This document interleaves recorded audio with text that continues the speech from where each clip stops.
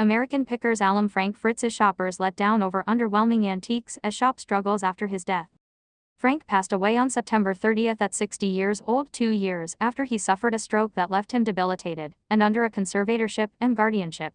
Frank owned Frank Fritz Finds in Savannah, Illinois, as the store remains running today thanks to his friend Jerry Gendreau. Customers have expressed their disappointment over the antique store in the months following Frank's tragic passing. One shopper expressed, "Had Frank's health been better, I'm sure he would have done more with the store. Rip buddy." A second commented, "If you're going to this store to try to find something cool, choose another place.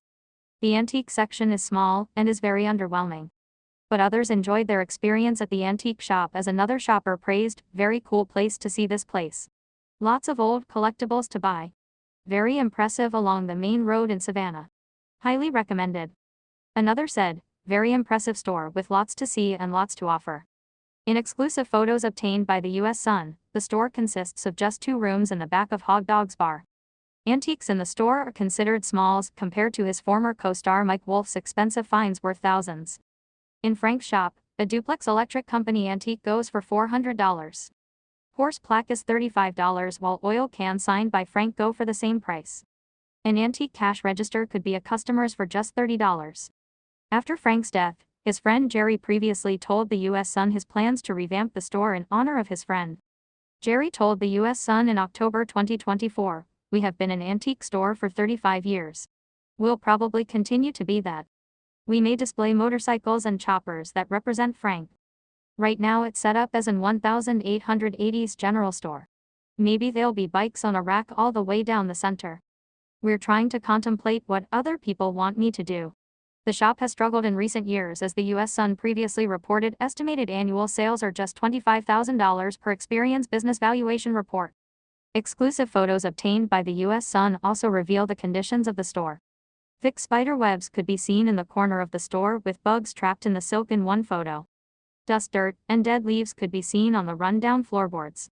There were also holes in the uneven floor paneling, and paint chips were curling off the ceiling.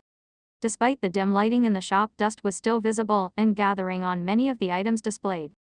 Frank wasn't as involved in the store after his stroke in July 2022 at his Davenport, Iowa home. Frank's friends filed an emergency appointment of a temporary guardian and conservator for the store on August 18, 2022. They claimed his decision-making capacity was so impaired from the stroke. The conservatorship papers obtained by the U.S. Sun revealed plans for the store in the years after the stroke.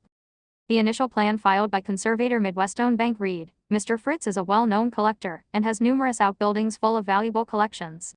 The conservator has not yet inventoried those items but plans to leave them largely as they are now, with the exception of stocking Mr. Fritz's antique store in Savannah Field as needed.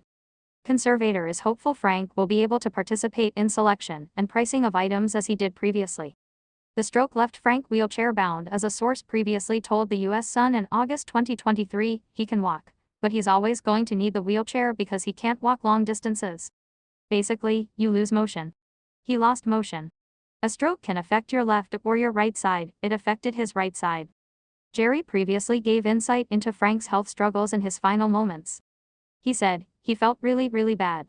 You would go to see him in the nursing home, and one half of his body was completely done. He would lift his arm up, and it would just drop. That's got to be tough to be totally bedridden." Jerry explained how Frank grew frustrated because he couldn't come out and say what he wanted to say. Jerry said, "I've seen this when people get tired, they get tired. I think if you don't have the will to live, you won't. I think Frank could have lived a lot longer if the will to live would have been there." Jerry previously told the U.S. Sun how loved ones will say goodbye and honor the star's final wish. He said, "This was his will. He wanted to come on the back of a motorcycle or a sidecar with his ashes in an urn with a big ride and go back to the Quad Cities." Frank's final ride through the Quad Cities, which is a region of 4 cities in Iowa and Illinois, would take place in the spring of 2025.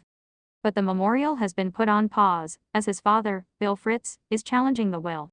While an Iowa judge approved Frank's will prior to death to safekeep the document before his passing, his dad is demanding his late son's entire estate.